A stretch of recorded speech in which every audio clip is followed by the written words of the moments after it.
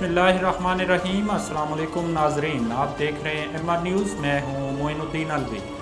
वज़ीर आज़म शहबाज शरीफ एक रोज़ा दौरे पर कराची पहुँच गए।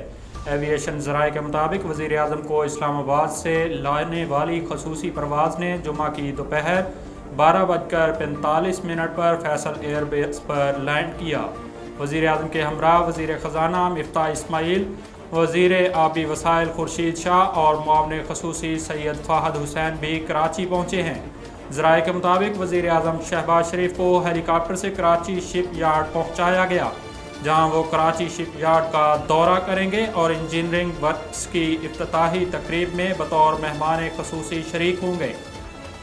फहमीदा मिर्ज़ा ने कहा है कि सिंध की 14 साल वाली हुकूमत तालीम का निज़ाम नहीं बना सकी।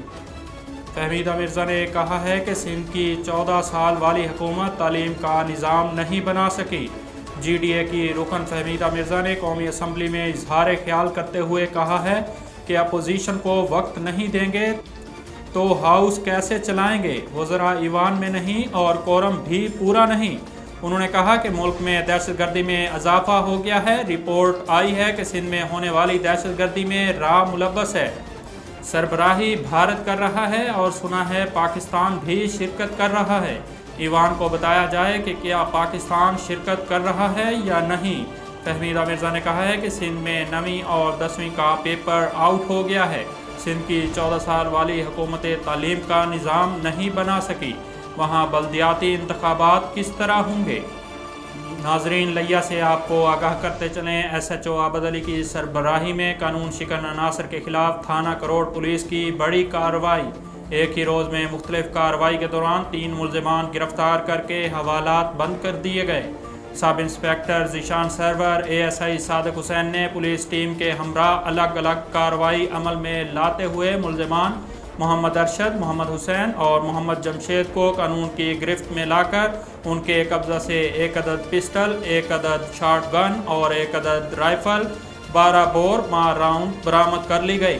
मुल्ज़िमान के खिलाफ अलग अलग मुकदमात का इंदराज कर लिया गया।